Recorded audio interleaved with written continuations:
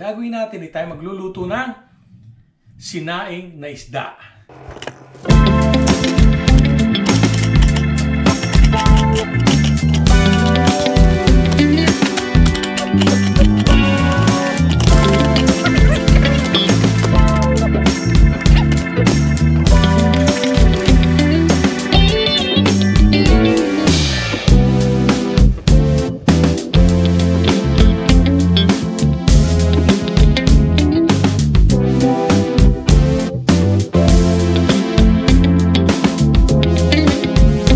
Una natin gagawin, isasalansan na natin ang pagkatapos saka natin ilagay ang isda.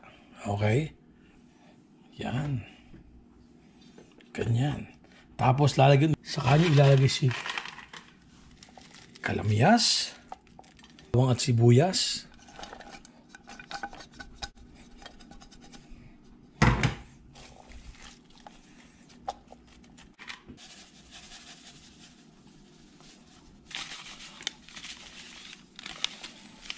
Para mas maasim.